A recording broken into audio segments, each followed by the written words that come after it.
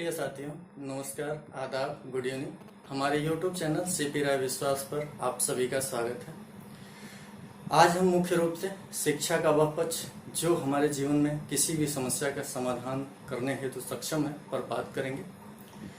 साथियों, जैसा कि आप सभी को पता है कि हम सब मानव हैं और मानवता ही हमारा सबसे प्रमुख धर्म है। लेकिन वर्तमान में हम सभी ने अपने आप को अनेक धर्म, अनेक संप्रदाय, अनेक जातियों में बांट रखा है, जिसके एक भाग के रूप में मुस्लिम धर्म है, मुस्लिम संप्रदाय है और उसमें इस समय ईद पर्व मनाने की तैयारी चल रही है। इसलिए हमारी तरफ से आप सभी को ईद पर्व की हार्दिक बधाई और शुभकामनाएं।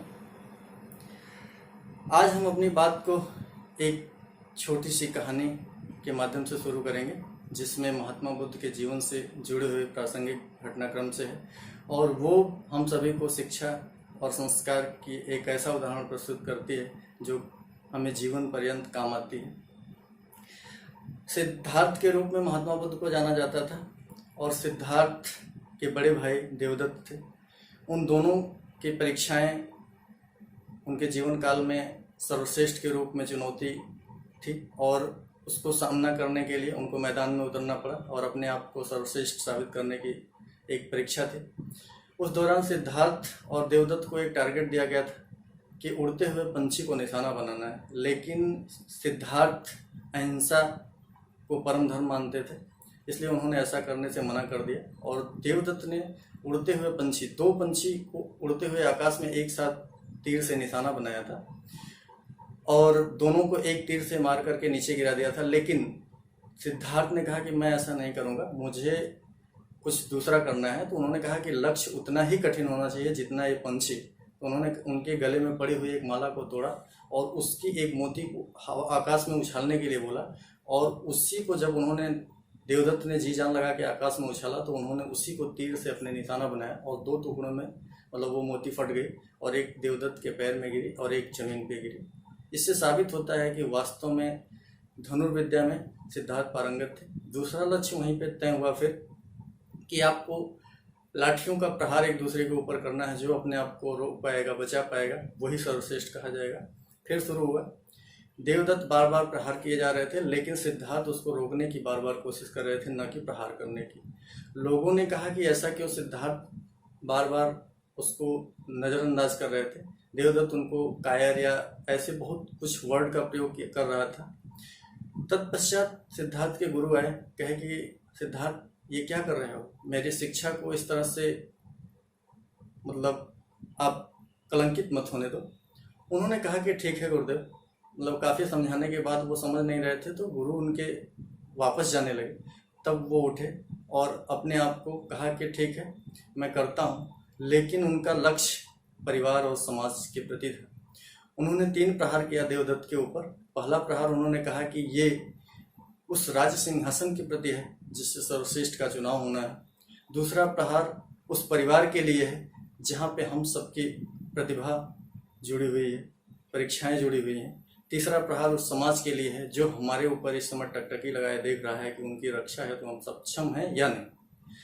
इससे साबित होता है कि अगर इंसान बुद्धि के माध्यम से काम ले और समाज को वो मैसेज दे पाए जो देना चाहिए, तो शिक्षा और संस्कार का वो महत्व कितना बेहतरीन साबित होता है कि उन्होंने शिक्षा का भी बेहतरीन उदाहरण प्रस्तुत किया और संस्कार का कि अपने बड़े भाई के ऊपर प्रहार भी नहीं करना चाहते थे और उनको ज्येष्ठ मानते थे। लेकिन शिक्षा जब गुरु की अपमानित होने लगी तो उन्होंने ऐसा करने का प्रयास किया और उससे समाज और देश से जोड़ा, परिवार से जोड़ा और अपने आप को किस तरह से उस परीक्षा में सर्वोत्तम स्थान स्थापित किया। अब हम वर्तमान घटनाक्रम कोरोना के वैश्विक युद्ध की बात करते हैं।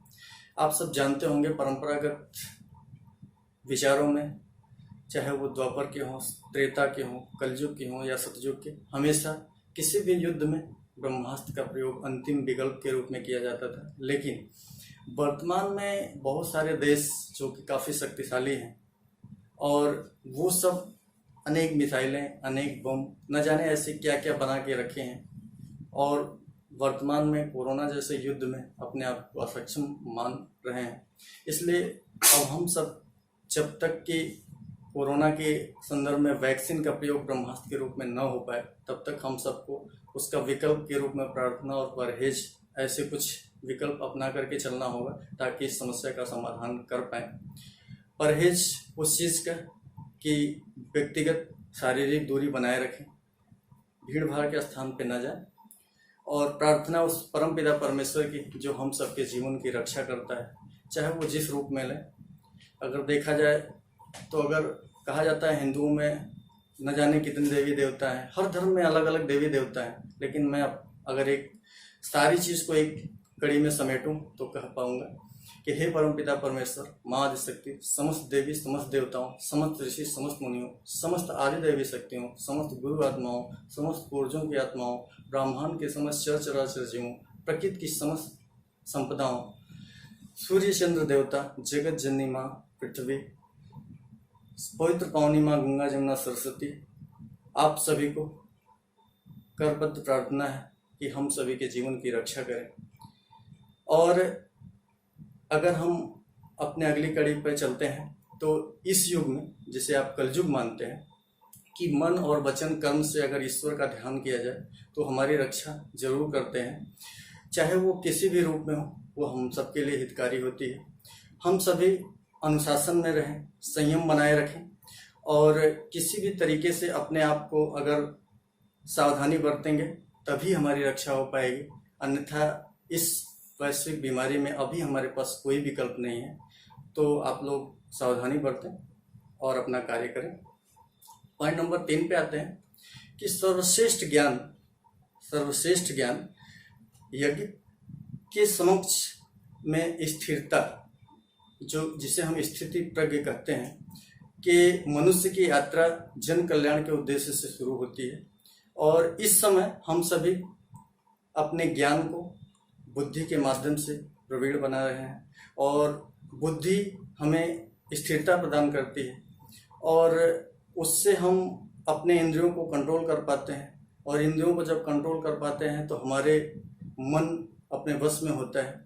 जैसे कि आप देखते होंगे कि जब विपत्ति आती है तो कछुआ अपने समस्त अंगों को समेट लेता है, उसी तरह से हम सभी को वर्तमान में जो विपत्ति या समस्या या बीमारी फैली हुई है उससे बचने के लिए जब भी भीड़ भाड़ के स्थान पे जाएं तो अपने आप को रोक करके रखें। जब खाली समय हो या स्थिति और परिस्थिति और समय आपके पक्ष में हो तभी आगे बढ़ें और कार्य करें, नहीं तो अपने आप को रोक करके रखें, समय और अनुशासन का पालन करें। यही हमारे लिए उचित होगा, और हम सबको जब तक कोरोना की वैक्सीन नहीं आ जाती है तब तक इसका पालन करना चाहिए। पॉइंट नंबर 4, शिक्षा का मूल उद्देश्य है बेहतर इंसान बनाना। हम इंसान का उद्देश्य है आनंद पाना, हमारा उद्देश्य है बेहतर समाज बनाना, कर्म पथ पर आगे बढ़ते जाना, और अपने जीवन का मूल उद्देश्य आगे बढ़ाना।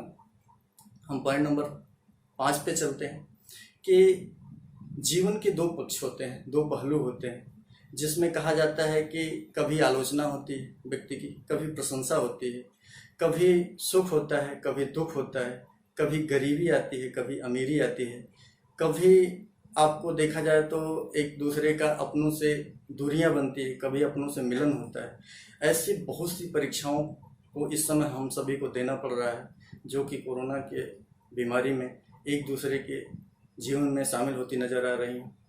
इनके संघर्ष से ही प्रकाश का जन्म होता है, और वो प्रकाश ही हमें जीवन में, चाहे वो पारिवारिक, सामाजिक, आर्थिक, किसी भी अंधेरे को समाप्त करने में सक्षम है।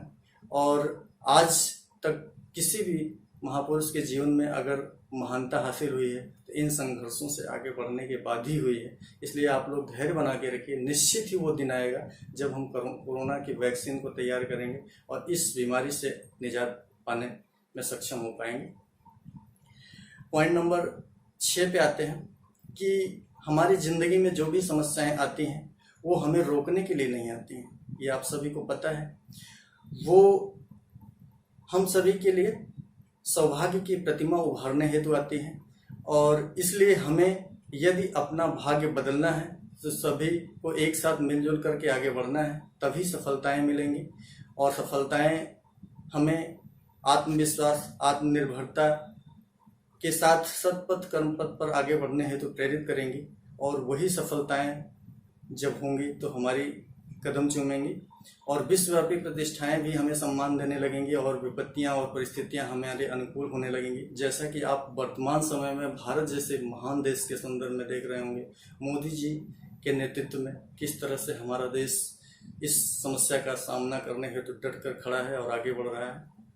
पॉइंट नंबर 7, हमारे अंदर खुददारी, सूझबूझ, हिम्मत, हौसला आदि यदि बरकरार रहेगा तो किसी भी परिस्थिति में हम सफल होंगे, और वास्तविक पुरुषार्थ अनेक दुश्वारियों को पीछे छोड़कर अपना अर्थशास्त्र तैयार करता है, ये आप सभी को पता है।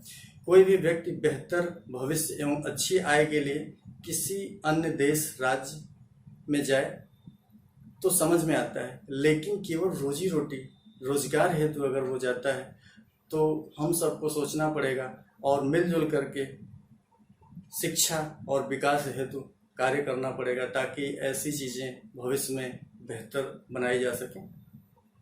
पॉइंट नंबर 8, ज्ञान व निष्ठा का मूल्य सदैव बना रहे, इसके लिए नीति का कोई भी अध्याय हम किसी से भी सीख सकते हैं। भय ही योद्धा को या कार्य करने वाले व्यक्ति को सतर्क या चौकन्ना रखता है, जो कि हमारा लक्ष्य स्वस्थ और उज्जवल भविष्य एवं नवीन समाज बनाए रखने हेतु प्रेरित करता है। इसके लिए जीवन पर्याप्त ज्ञान एवं अनुशासन, अनुभव आदि को सीखकर कार्य करने हेतु आगे बढ़ते रहना आवश्यक है। हम अंतिम कड़ी पर आते हैं कि रख हौसला, वो मंजर भी आएगा, प्यासे के पास चलकर समंदर भी आएगा, थक कर ना बैठ वो मंजिल के मुसाफिर, मंजिल भी मिलेगी और जीने का मजा भी आएगा। एक दिन कोरोना की वैक्सीन जरूर मिलेगी और हम सब वर्तमान समस्या से निजात पाएंगे और अपने जीवन को आगे बढ़ा पाएंगे। आप सब ने हमारी बात को सुना, इसके लिए शुक्रिया। आगे फिर मिलेंगे कुछ नए विषयों के साथ। आप हमारी वीडियो को पूरा देखें और लोगों को देखने के लिए प्रेरित करें, इसे शेयर करें, लाइक करें, सब्सक्राइब करें। जय हिंद, जय भारत।